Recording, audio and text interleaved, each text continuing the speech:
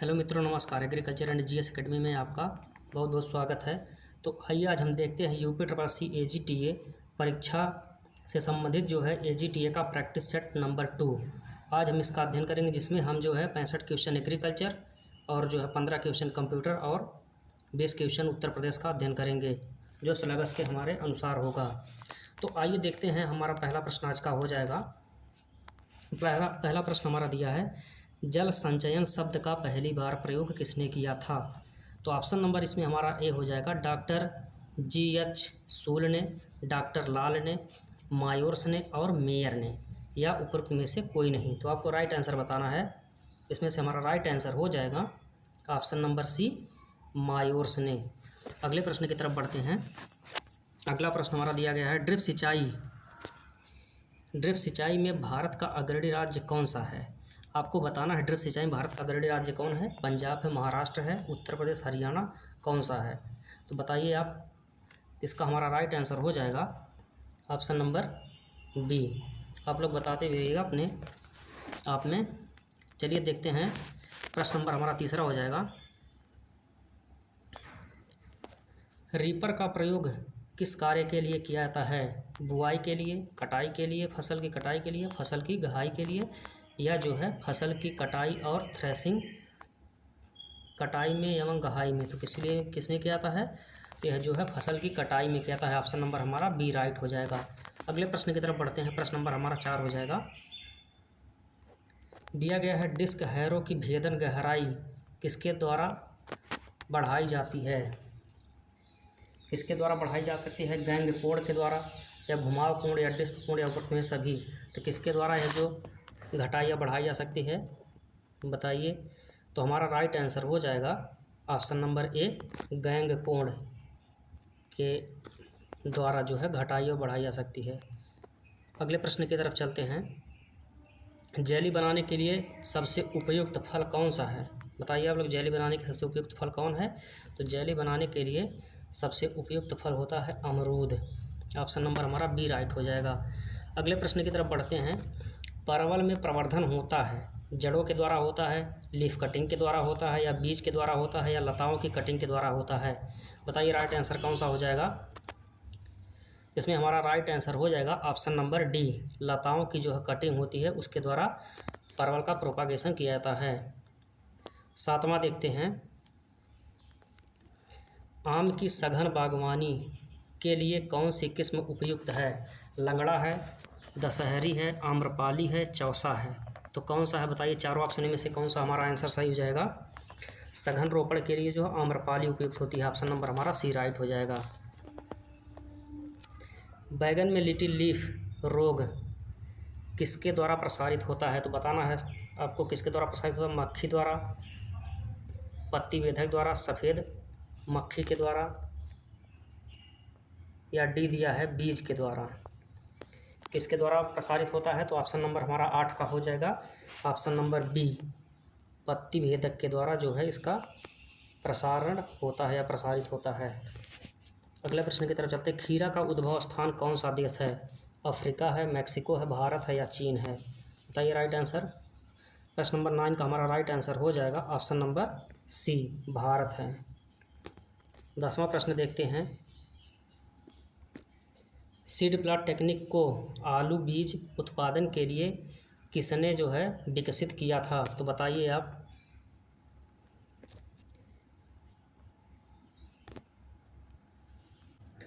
तो हमारा right answer हो जाएगा, बताइए आप। ऑप्शन ए जो है कल्लू जी, हरभजन सिंह, पुष्कर नाथ और कीर्ति सिंह। हमारा राइट आंसर हो जाएगा हमारा ऑप्शन सी, पुष्कर नाथ। अगले प्रश्न की तरफ बढ़ते हैं। निम्न में से मिर्च की लीफ कर्ल वायरस रोग के लिए जो प्रतिरोधी प्रजाति कौन सी है? मिर्च में जो लीफ कर्ल होता है, जब पत्ती जो मुड़ जाती है, कर्ल हो जाती है, वो कौन सी जो है रेजिस्टेंट वैरायटी है, प्रतिरोधी वैरायटी? तो हमारा जो है राइट आंसर हो जाएगा 11 का option number D. Option number D सही हो जाएगा, पूसा ज्वाला।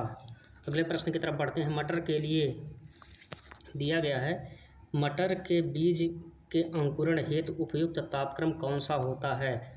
तो बताइए अब। 2 डिग्री सेल्सियस, 12 डिग्री सेल्सियस दिया है, या 22 डिग्री सेल्सियस, 32 डिग्री सेल्सियस कौन सा होना चाहिए इसमें से? तो 12 का हमारा राइट आंसर हो जाएगा option number C, 22 degree Celsius. Option number C right हो जाएगा।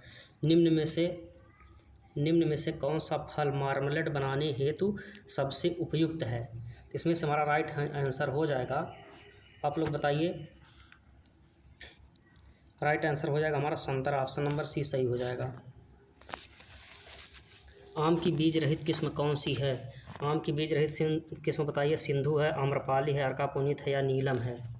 इसमें राइट आंसर हो जाएगा हमारा ऑप्शन नंबर ए, सिंधु जो है सीडलेस वैरायटी है आम की। ललित दिया गया है, ललित किस फल की उन्नत प्रजाति है? 15 प्रश्न का आप लोग आंसर बताइए। तो ललित जो है किसकी है? ललित जो है अमरूद की है। ऑप्शन नंबर ए हमारा राइट हो जाएगा।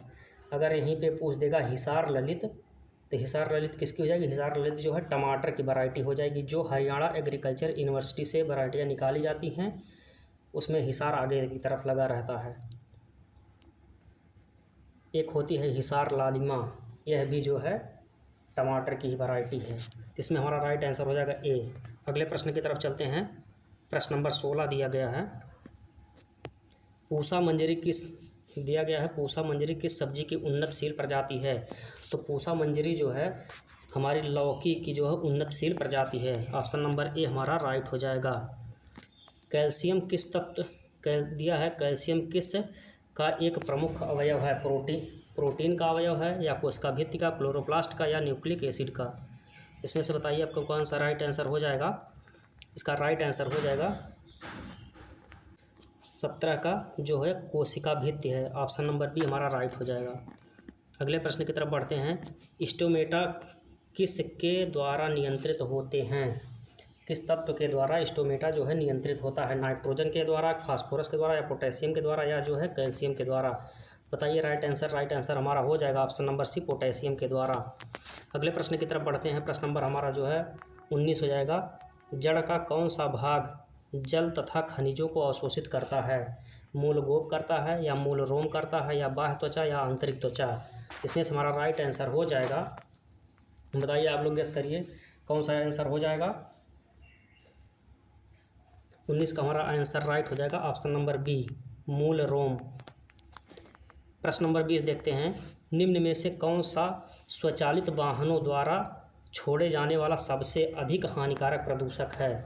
बताइए आप। चारों विकल्प दिए गए हैं, या SO2 है या CO है या N2O है या CO2 है या इनमें से कोई नहीं। तो जो है सबसे हानिकारक जो है अधिक हानिकारक प्रदूषक CO होता है, जिसको कहते हैं कार्बन मोनोऑक्साइड। यह जो है इसे दमघोटू गैस भी कहते हैं। ऑप्शन नंबर बी हमारा राइट हो जाएगा। गेहूं की फसल के विकास के लिए उचित तापक्रम होना चाहिए या कितना होना चाहिए? 21 प्रश्न का बताइए आप लोग कौन सा राइट आंसर हो जाएगा। तो हमारा 21 प्रश्न का right answer option number B हो जाएगा। 20 से 25 डिग्री सेल्सियस जो है उचित तापक्रम होता है। अगले प्रश्न की तरफ बढ़ते हैं। प्रश्न नंबर हमारा 22 हो जाएगा। कपास में गंभीर चूसक नाशक जीव है। कपास में गंभीर चूसक नाशक जीव कौन सा है? तो बताइए आप सभी लोग। चारों ऑप्शन दिए गए हैं, लीफ हॉपर, गुलाबी सूंडी, अमेरिकन सूंडी और मिलीबग। इसमें से हमारा राइट आंसर हो जाएगा ऑप्शन नंबर बी, बी का ऑप्शन नंबर पहला हो जाएगा, लीफ हॉपर। ठीक, ओके। आइए चलते हैं नेक्स्ट क्वेश्चन देखते हैं। कौन सा पीड़क आलू के कंद को खेत और भंडारण दोनों जगह पर आक्रमण करता है? बताइए सभी लोग। आलू का जो है चेपा या जो है लेडी बर्ड बीटर या आलू का कंद मोथ या ब्लैक पोटैटो ब्लैक कटवर्म? इसका हो जाएगा option number C. Option number C जो हो जाएगा आलू का कंद मोथ, जिसका साइंटिफिक नेम होता है फथोर्मिया उपरकुलेला। इसका जो है वैज्ञानिक नाम या जूलॉजिकल नेम है। अगले प्रश्न की तरफ बढ़ते हैं। प्रश्न नंबर हमारा हो जाएगा 24।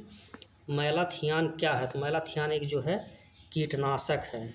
यह जो है कॉन्टैक्ट इंसेक्टिसाइड है, मतलब स्पर्शी। आइए अगले प्रश्न की तरफ बढ़ते हैं।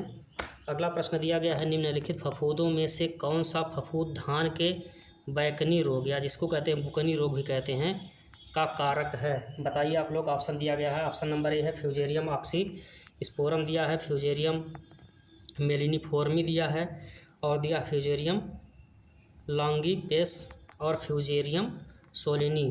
चारों ऑप्शन में से बताइए कौन सा हमारा राइट आंसर हो जाएगा। तो 25 का आंसर हमारा राइट हो जाएगा fusarium moniliforme. Option number B right हो जाएगा। अगले प्रश्न की तरफ बढ़ते हैं। पुष्प प्रकृति और बीज अंकुरण के लिए संबंधित रंजक द्रव्य कौन सा है? कौन सा दिया गया है? पॉलीमरेज श्रृंखला अभिक्रिया PCR में चरणों में सही क्रम कौन सा है? ऑप्शन ए दिया गया यहाँ पे। Option A B C D तीनों में से बताइए। तो हमारा राइट आंसर हो जाएगा 26 का ऑप्शन नंबर सी, विकृतीकरण और अनिलन विस्तरण। ऑप्शन नंबर सी हमारा राइट हो जाएगा। अगले प्रश्न की तरफ बढ़ते। प्रश्न नंबर हमारा 27 जाएगा। भारत सरकार के प्रथम पादप रक्षक सलाहकार कौन थे? HS पुथ्री थे, या HM लेफ्रॉय थे, रोनाल्ड रॉस थे, या एस प्रधान थे? बताइए आप, इसमें से राइट आंसर कौन सा हो जाएगा।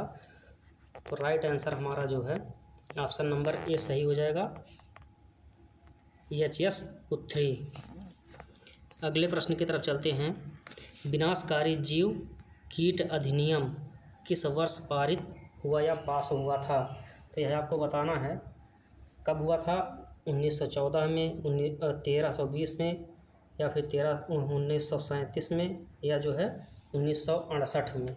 इसका हमारा राइट आंसर हो जाएगा 1914। विनाशकारी जीव एवं कीट अधिनियम जो है 1914 में पारित हुआ था या पास हुआ था। अगले प्रश्न की तरफ बढ़ते। प्रश्न नंबर हमारा 29 हो जाएगा। बैसिलस थ्यूरेजेंसिस का आविष्कार किस वैज्ञानिक के द्वारा किया गया था? तो बताइए राइट आंसर क्या हो जाएगा हमारा। SI आइसवाटा, वर्निलर, फ्लेचर या फिच? चारों ऑप्शन में से सही आंसर बताइए। प्रश्न नंबर 29 का हो जाएगा कौन सा आंसर।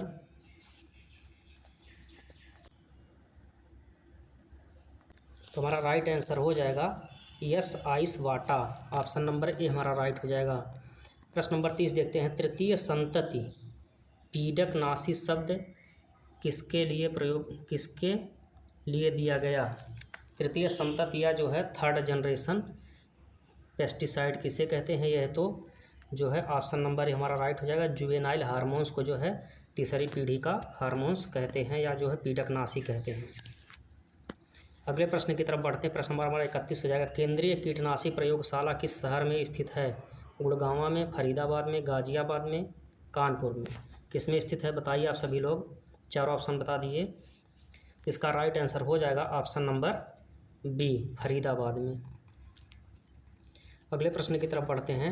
गोल्डन राइस के बारे में सही कथन चुनें। यह डैफोडिल के जीन वाला एक विटामिन ए प्रचुर धान है। राइट है यही पूछा था और यही सही भी है। तो ऑप्शन नंबर जो हमारा ए जो है राइट हो जाएगा। अगले प्रश्न की तरफ बढ़ते हैं। अगला प्रश्न हमारा हो जाएगा प्रश्न नंबर 33।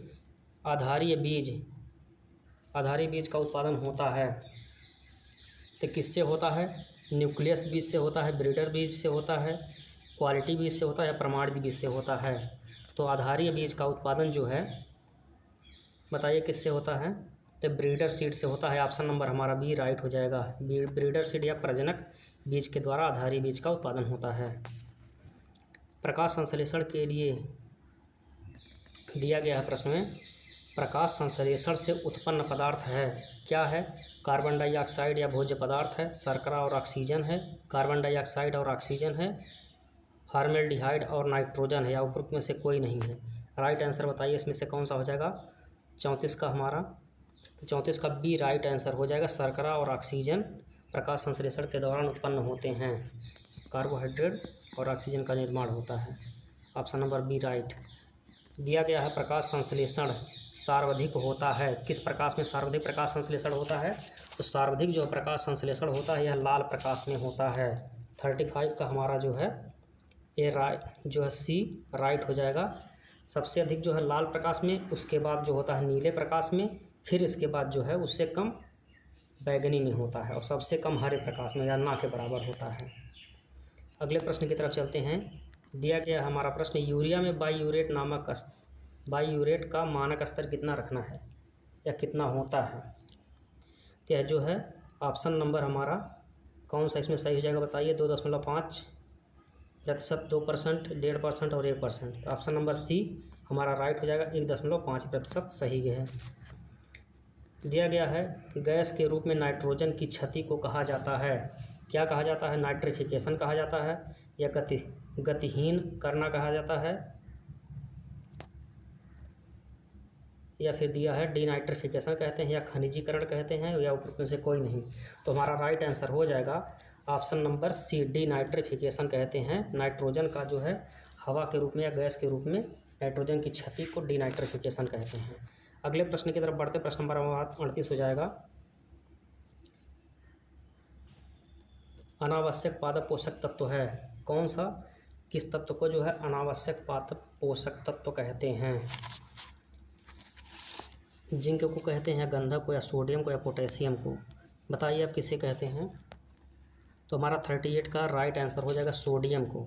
सोडियम को अनावश्यक पोषक तत्व कहते हैं। जिंक सूक्ष्म पोषक तत्व है।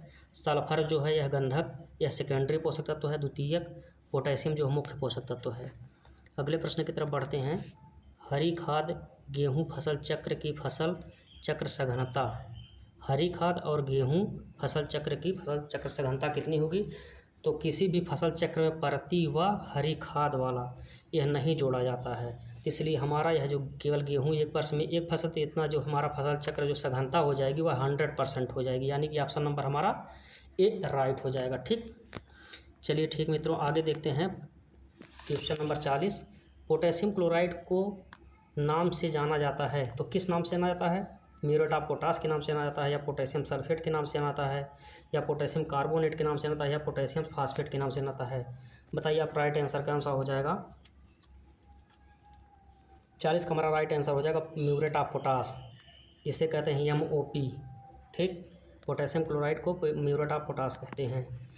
प्रश्न नंबर देखते हैं 41, 1 किलोग्राम नाइट्रोजन निम्न तुल्यांक के बराबर है, किसके बराबर है। 1 किलोग्राम नाइट्रोजन जो है कितने किलोग्राम यूरिया में पाई जाएगी। तो यह जो है चारों ऑप्शन दिए गए हैं, तो इसमें से हमारा राइट आंसर हो जाएगा ऑप्शन नंबर ए, 2.17 किलोग्राम यूरिया में 1 किलोग्राम नाइट्रोजन पाया जाएगा। ठीक, अगले प्रश्न की तरफ बढ़ते हैं।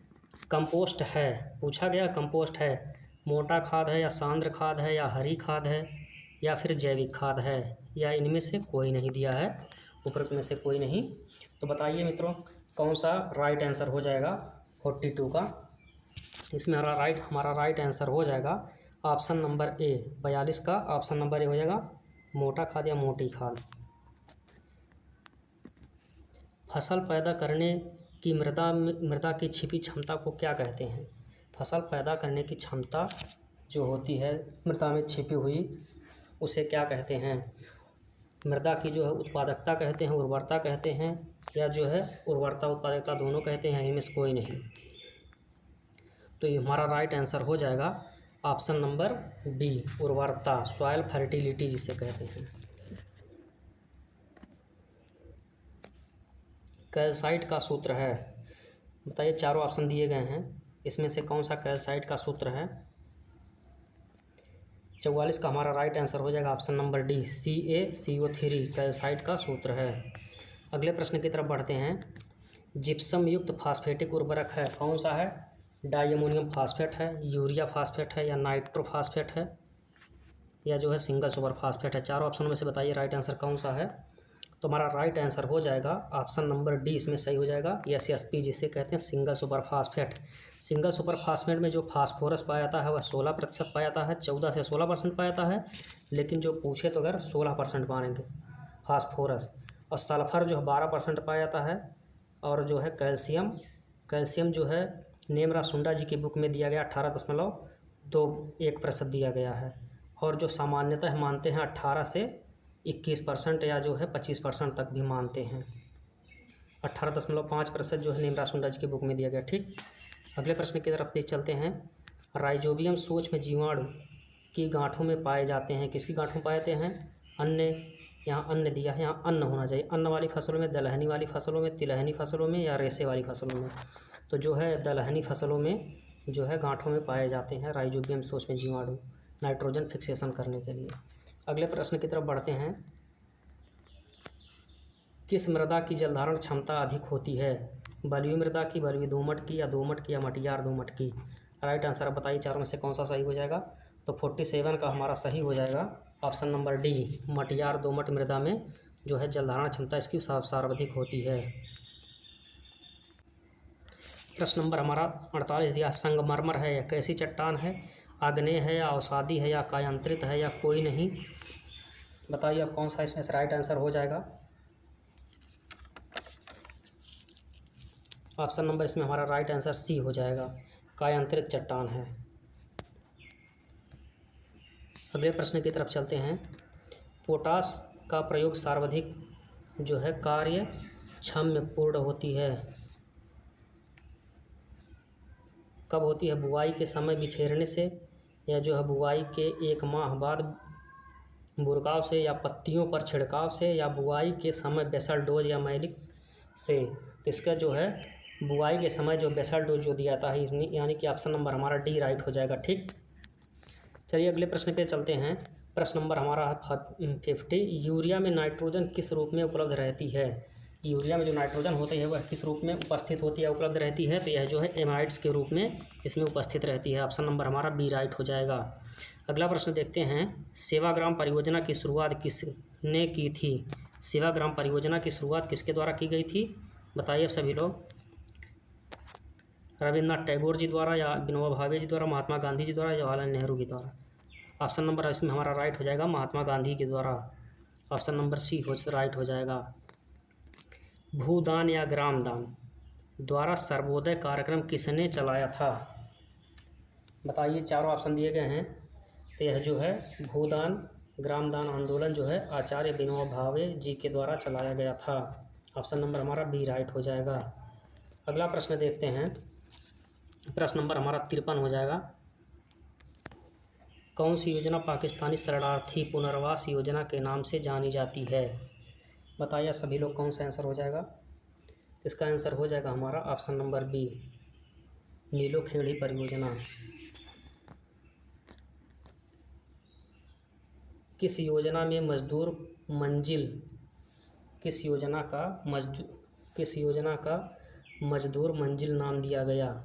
इटावा योजना को, खिरका योजना को, गुड़गावा योजना को, या नीलोखेड़ी परियोजना को? इसमें से राइट आंसर हो जाएगा हमारा ऑप्शन नंबर डी, नीलोखेड़ी परियोजना। अगला प्रश्न पे चलते हैं। इटावा पायलट प्रोजेक्ट के सूत्रधार कौन थे? इटावा पायलट प्रोजेक्ट के सूत्रधार जो है अल्बर्ट मेयर थे। ठीक, एफ.एल. ब्रायनी ने जो है यह गुड़गावा परियोजना चलाई थी। और कब चलाई थी? तो यह 1920 में चलाया था। स्पेंसर हैच ने जो है मार्तंडम परियोजना चलाई थी। इन्होंने 1921 में चलाया था। कब चलाया था? तो यह 1921 में चलाए थे। और जो बी.एन. गुप्ता जी हैं यह भारतीय ग्राम योजना चलाए थे। ऑप्शन नंबर डी, इसे ऑप्शन नंबर डी का जो है भारतीय ग्राम योजना 1945 में बी.एन. गुप्ता जी के द्वारा चलाई गई थी। तो इस प्रश्न का हमारा राइट आंसर हो जाएगा option number C, Albert Mayer. अगले प्रश्न की तरफ चलते हैं। एक वस्तु की कीमत का निर्धारण उसकी के द्वारा होता है। किसके द्वारा होता है? तो है जो है मांग की पूर्ति के द्वारा होता है। ऑप्शन नंबर हमारा सी राइट हो जाएगा। अगले प्रश्न की तरफ बढ़ते हैं। धन के उपयोग का प्रतिफल रिवॉर्ड्स पुकारा जाता है, किस नाम से जाना जाता है उसे? धन का प्रतिफल किराया होता है, या मजदूरी होती है, लाभ होता है, या ब्याज होता है? तो ऑप्शन नंबर हमारा डी राइट हो जाएगा, ब्याज। अगले प्रश्न की तरफ बढ़ते हैं। मुद्रास्फीति इन्फ्लेशन का मूल कारण क्या है? आय में वृद्धि होना, जनसंख्या में वृद्धि होना, पूर्ति में कमी, या इनमें से कोई नहीं? तो 58 का बताना है आपको राइट आंसर कौन सा हो जाएगा।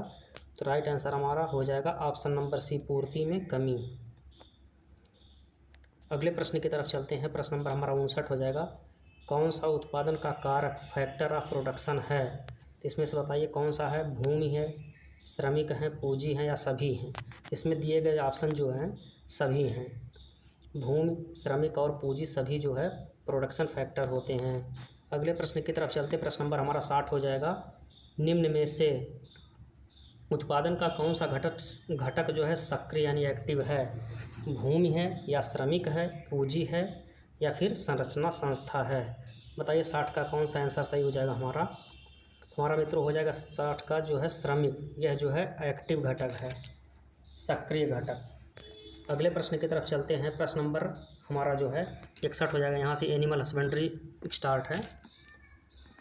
तो हमारा देखते हैं, ट्रोकार कैनुला उपकरण का प्रयोग प्रायः गौवंश के उपचार हेतु किया जाता है। तो यह किसके लिए किया जाता है, किस रोग के लिए, या कौन सा विकार उत्पन्न हो जाता है पशुओं में, किसके लिए किया जाता है? तो यह जो हमारा राइट आंसर इसमें हो जाएगा, बताइए आप सभी लोग। राइट आंसर हो जाएगा ऑप्शन नंबर बी, अफारा के लिए। चलते हैं प्रश्न नंबर 62 की तरफ। निम्न में से सही कथन है, बताइए। चारे में क्रूड फाइबर 18% से कम व टीडीएन 60% से कम, चारे में क्रूड फाइबर जो 18% से अधिक और टीडीएन जो है 60% से कम। बी ऑप्शन दिया गया है, चारे में क्रूड फाइबर जो 18% से कम व टीडीएन है टोटल डाइजेस्टिबल न्यूट्रिशन 60% से अधिक। या फिर है सी में दिया है, दाने में क्रूड फाइबर 18% से कम व टीडीएन जो है 60% से कम। अधिक दोनों है, अधिक। दानों में क्रूड फाइबर जो 18% से अधिक और टीडीएन जो है 60% से कम। कौन सा राइट आंसर हो जाएगा?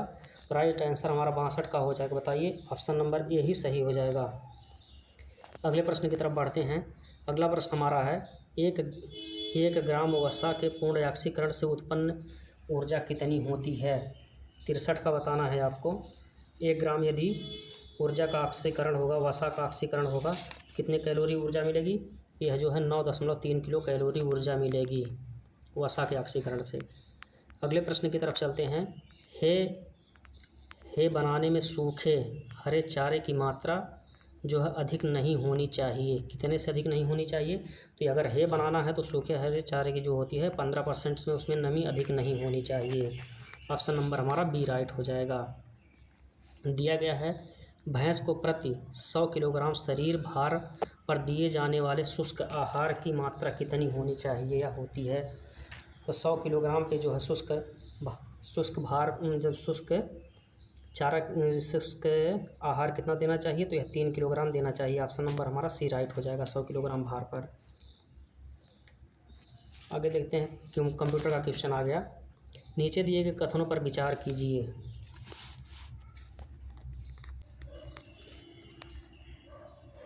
दिया गया है कथन 1, Ctrl+T का उपयोग सेल को जोड़ने के लिए होता है। राइट है। वी लुक अप फंक्शन का उपयोग जो है डेटा खोजने के लिए किया था, ये भी सही है। Alt+ और =, का उपयोग सेल को जोड़ने के लिए होता है, ये भी सही है। यानी कि ऑप्शन नंबर हमारा जो है सी राइट हो जाएगा। डी ऑप्शन सही है। 1, 2, 3 तीनों विकल्प जो हमारे सही हैं। अगले प्रश्न की तरफ बढ़ते हैं। दिए गए कथनों पर विचार करें। वर्ड में ट्रैक चेंजेज फीचर का उपयोग डॉक्यूमेंट में हुए संशोधनों को ट्रैक करने के लिए किया जाता है। तो यह जो है दिया गया कथन ये तो सही है पहला। दूसरा देखते हैं, मेल मर्ज का उपयोग एक ही लेटर को कई रिसीवर को भेजने के लिए किया जाता है, तो ये भी सत्य है। तीसरा देखते हैं, Ctrl+J शॉर्टकट की का उपयोग हाइपरलिंक को जोड़ने के लिए किया जाता है, तो ये गलत है। यानी कि ऑप्शन नंबर हमारा कथन 1 और 2 सही थे, यानी कि ऑप्शन नंबर जो है हमारा कौन सही हो जाएगा? तो 1 सही हो जाएगा। 1 और 2 सही हैं। अगले प्रश्न की तरफ बढ़ते हैं। प्रश्न नंबर हमारा जो है 68 यानी 68 हो जाएगा। Ctrl+F का उपयोग किसके लिए किया जाता है? तो Ctrl+F का उपयोग जो है कोई फाइल या टेक्स्ट को खोलने के लिए किया था, तो ऑप्शन नंबर हमारा बी राइट हो जाएगा। आइए लोग मित्रों जल्दी करते हैं प्रश्न को। मशीन लर्निंग का उपयोग कहाँ होता है? डेटा विश्लेषण में, वीडियो जो है स्ट्रीमिंग में करते हैं, या डेटा स्टोरेज में करते हैं, या नेटवर्किंग में करते हैं? तो इसका हमारा राइट आंसर हो जाएगा ऑप्शन नंबर ए हमारा राइट हो जाएगा, जो है डेटा का विश्लेषण में करते हैं। अगले प्रश्न की तरफ बढ़ते हैं। प्रश्न नंबर हमारा जो 70 हो जाएगा, OTP का पूरा नाम क्या होता है? तो OTP का पूरा नाम आप सभी लोग जानते ही होंगे, one time password. One time password कहाँ गया? ऑप्शन नंबर बी राइट है। प्रश्न नंबर 71 दिया है, OSI मॉडल में कितने जो है लेयर होते हैं? तो OSI मॉडल में जो है कुल मिला जुला कर 7 लेयर होते हैं। ठीक, इसमें 7 लेयर होते हैं। OIS का फुल फॉर्म क्या होता है? ओपन सिस्टम इंटरकनेक्शन इसका जो है फुल फॉर्म होता है। इसमें 7 लेयरें पाई जाती हैं। जान लेते हैं पहले ये क्या होता है, OIS क्या होता है? किसी नेटवर्क के दो उपयोगकर्ताओं के बीच जो कम्युनिकेशन के लिए यह एक रेफरेंस मॉडल होता है। OIS दो उपयोगकर्ताओं के बीच में इनकी जो 7 लेयरें होती है बता देते हैं हम आपको। लेयर 1 होता है, इन 7 को लेयर 1 बता देंगे। एक होती है फिजिकल लेयर, दूसरी होती है डाटा लिंक लेयर, तीसरी होती है नेटवर्क लेयर और चौथी होती है ट्रांसपोर्ट लेयर, पाँचवीं होती है जो है सेशन लेयर और छठवीं होती है प्रेजेंटेशन लेयर और अंतिम और 7वीं एप्लीकेशन लेयर होती है। 7 लेयर होती हैं। पूछा जा सकता है, आप लोग इसको पढ़ लीजिएगा। अगले प्रश्न की तरफ चलते हैं। यूनिक्स प्रचलन सिस्टम किसके लिए प्रयुक्त होता है या उपयुक्त होता है? बताइए 72 का राइट आंसर कौन सा हो जाएगा? तो यह जो है ऑप्शन नंबर इसका डी राइट हो जाएगा, बहुप्रयोक्ता। 73 क्वेश्चन चलते हैं। दिया गया है, जब कंप्यूटर स्विच ऑन किया जाता है, जब कंप्यूटर स्विच ऑन किया जाता है तथा ऑपरेटिंग सिस्टम हार्ड डिस्क से मेन मेमोरी में लोड होता है तो उस क्रिया को क्या कहा जाता है? बताइए। इसका राइट आंसर हो जाएगा ऑप्शन नंबर ए, बूटिंग कहा जाता है। अगले प्रश्न की तरफ बढ़ते हैं। बाइट शब्द लंबाई वाले माइक्रो प्रोसेसर दिया है, बिट डाटा को एक साथ प्रोसेस कर सकता है। कितने बिट को प्रोसेस कर सकता है? 74 का बताना है आपको। तो यह जो है राइट आंसर हो जाएगा हमारा 8 बिट को। अगले प्रश्न की तरफ बढ़ते हैं। प्रश्न नंबर हमारा हो जाएगा 75। सिरेलॉन पेंटेनियम और कोर क्रम का प्रारूप है।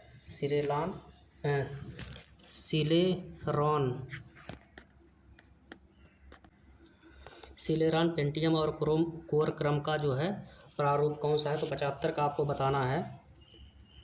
यह जो है कंप्यूटर प्रोसेसर के प्रकार हैं, प्रारूप हैं। अगले प्रश्न की तरफ चलते हैं। पेंटियम शब्द संबंधित है, किससे संबंधित है? पेंटियम किससे संबंधित है? 76 का बताना है आपको। यह जो है माइक्रो प्रोसेसर से संबंधित है। ऑप्शन नंबर जो हमारा डी राइट हो जाएगा। अगले प्रश्न की तरफ बढ़ते हैं। प्रश्न नंबर हमारा जो है 77 हो जाएगा, 77। मशीन लर्निंग के लिए 1 मिनट रुक जाइए। मशीन लर्निंग में एल्गोरिदम का उपयोग डाटा के सीखने के लिए किया जाता है। यह तो कथन सत्य है। मशीन लर्निंग सुपरवाइज्ड और अनसुपरवाइज्ड लर्निंग तक सीमित है। नहीं, ये गलत है। तीसरा देखते हैं। सेग्रेगेशन और क्लस्टरिंग मशीन लर्निंग तकनीकों का उदाहरण है। सही विकल्प चुने, तो ये भी सही है, यानी कि हमारा 1 और 3 सही है। तो 1, 3 किस में है? तो ऑप्शन नंबर हमारा सी राइट हो जाएगा। अगले प्रश्न की तरफ बढ़ते हैं। दिया गया है, डीप लर्निंग में जो है ड्रॉप आउट क्या होता है? डीप लर्निंग में ड्रॉप आउट तकनीकी क्या है? डीप लर्निंग में ड्रॉप आउट तकनीकी का उपयोग क्यों किया जाता है? बताइए आप, सही आंसर कौन सा हो जाएगा 4 ऑप्शन में से? इसमें हमारा राइट आंसर हो जाएगा ऑप्शन नंबर ए, ओवरफीडिंग को जो है रोकने के लिए। अगले प्रश्न की तरफ बढ़ते हैं। दिया गया है प्रश्न,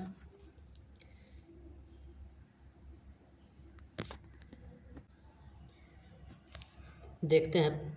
ब्लॉकचेन डेटा को अपरिवर्तनीय इम्यूटेबल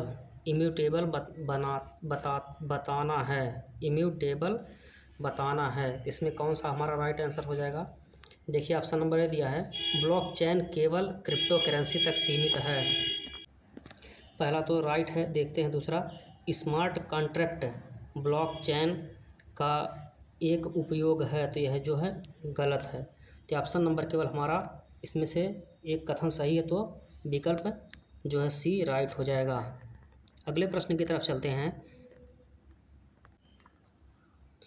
ब्लॉकचेन में उपयोग किए जाने वाले कंसेंसस मैकेनिज्म में से कौन सा सबसे प्रसिद्ध है? इसका राइट आंसर हो जाएगा, चारों ऑप्शन देख लीजिए, इसमें से राइट आंसर हो जाएगा option number A, proof of work, PEW, option number A right हो जाएगा। अगले प्रश्न की तरफ बढ़ते हैं। दिया गया है निम्न में से कथनों का चयन कीजिए। सही जो कथन है उसका चयन करना है। दिया गया है सबसे पश्चिमी जिला है उत्तर प्रदेश का, जो है सबसे पश्चिमी जिला शामली, सत्य है। सबसे उत्तरी जिला जो है यह जो है सहारनपुर, ये भी सही है, लेकिन सबसे पूर्वी जिला सोनभद्र ना होकर के बलिया जिला है, यानी कि गलत है। सबसे दक्षिणी जिला दिया है बलिया, तो सबसे दक्षिणी जिला जो हो जाएगा ये भी गलत दिया गया है। तो ऑप्शन नंबर हमारा जो है राइट कौन सा हो जाएगा? 1 और 2 केवल सत्य है, इसलिए हमारा ऑप्शन ए राइट हो जाएगा। अगले प्रश्न की तरफ बढ़ते हैं। दिया गया है NCR से संबंधित उत्तर प्रदेश में कितने ज़िले आते हैं? तो NCR से संबंधित उत्तर प्रदेश में 8 ज़िले आते हैं। ठीक, उन 8 ज़िलों का नाम कौन कौन सा है? मेरठ हो जाएगा, बुलंदशहर, गौतम बुद्ध नगर, गाज़ियाबाद, हापुड़ हो जाएगा, बागपत, मुजफ्फरनगर, और सबसे लेटेस्ट जो है शामली है 8वां। ठीक, अगले प्रश्न की तरफ बढ़ते हैं। प्रश्न नंबर हमारा जो है 83 हो जाएगा। उत्तर प्रदेश कृषि संबंधी कौन सा कथन गलत दिया गया है? ठीक, दिया है 2011 के अनुसार उत्तर प्रदेश में कार्यशील जनसंख्या 59.3% कृषि में संलग्न थी। दूसरा दिया गया है औसत जोत का आकार 0.73 हेक्टेयर है। तीसरा दिया गया है उत्तर प्रदेश फसल सघनता 80% है। तो यह जो है 80% नहीं, लगभग प्रेजेंट टाइम में जो है उत्तर प्रदेश की जो फसल सघनता है यह 153 से 154% है। आप लोग देख लीजिएगा इसको, 153-154% के आसपास में है, यानी कि ऑप्शन ए और बी हमारा सही है। दूसरा अच्छा इसमें नीचे भी दिया गया है हमारा जो है option number D, Uttar Pradesh में GDP 50% कृषि पर आधारित है, तो ये भी सही, यानी कि हमसे गलत पूछा था, तो गलत जो हमारा हो जाएगा यही ऑप्शन नंबर सी है, सॉरी सी वाला 80% है, 1.5% के आसपास में है। अगला प्रश्न देखते हैं। प्रश्न नंबर हमारा 84 हो जाएगा। निम्न में से कौन सा कथन सत्य है? कौन सा कथन सत्य दिया गया है? उत्तर प्रदेश में कृषि पारिस्थितिकी क्षेत्र 20 हैं। दूसरा देखते हैं राज्य कृषि जलवायु क्षेत्र 10 हैं। फिर तीसरा देखते हैं कृषि राज्य में कृषि मृदा समूह क्षेत्र 9 हैं। या फिर डी दिया है भारत की कृषि में उत्तर प्रदेश की भागीदारी जो है 31% है। 84 का बताना है, तो 84 का हमारा जो है ए ऑप्शन सत्य है और सभी जो है गलत दिए गए हैं। उत्तर प्रदेश कृषि पारिस्थितिकी क्षेत्र 20 हैं। अगले प्रश्न की तरफ चलते हैं। प्रश्न नंबर हमारा जो है 85 है। उत्तर प्रदेश में गंगा के बाईं ओर से मिलने वाली नदी है। चारों ऑप्शन दिया गया है, बताइए। रामगंगा, यमुना, टीस या टॉस इसको कहते हैं, और कंभना सेकंड है। तो इसमें से राइट आंसर कौन सा हो जाएगा? 85 में राइट आंसर हो जाएगा ए, रामगंगा। और जो है सरजू भी जो है बाएं तरफ से आकर गंगा जी में मिलती है, लगभग ये बिहार में छपरा में जाकर मिलती है, जिसे घाघरा के नाम से जाना जाता है। अगला प्रश्न देखते हैं। गंगा उत्तर प्रदेश में कितने जिलों से होकर गुजरती है? 20, 26, 28 या 29? तो यह जो है हमारा राइट आंसर हो जाएगा 86 प्रश्न का 26 जो है जिलों से होकर गुजरती है। ऑप्शन नंबर बी सही हो जाएगा। अगले प्रश्न की तरफ बढ़ते हैं। राजघाट जल विद्युत परियोजना किस जनपद में स्थित है? तो राजघाट विद्युत परियोजना जो है यह ललितपुर जिले में स्थित है। ऑप्शन नंबर बी हमारा राइट हो जाएगा। अगले प्रश्न की तरफ बढ़ते हैं। प्रश्न नंबर हमारा हो जाएगा 88। उत्तर प्रदेश सरकार द्वारा, एक मिनट, उत्तर प्रदेश सरकार द्वारा किस वर्ष लघु जल विद्युत नीति की घोषणा की गई थी? उत्तर प्रदेश सरकार द्वारा किस वर्ष में जो है लघु विद्युत नीति की घोषणा की गई थी? बताइए। चार ऑप्शन दिया गया, 2008 में, 5 में, 9 में, 2002 में। सही आंसर बताइए। इसका जो है राइट आंसर हो जाएगा सन 2005। ऑप्शन नंबर बी राइट हो जाएगा।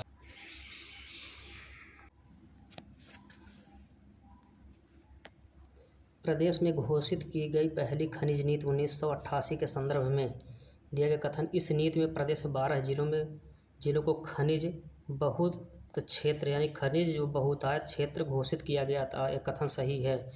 और जो है दूसरा जो है घोषित खनिज क्षेत्र जो प्रयागराज, झांसी, सोनभद्र, चित्रकूट, वाराणसी आदि को शामिल कहते हैं, गलत है। यानी कि ऑप्शन नंबर कथन केवल एक है सही। इसमें से हमारा राइट आंसर हो जाएगा ए, कथन का सही है और खा गलत है।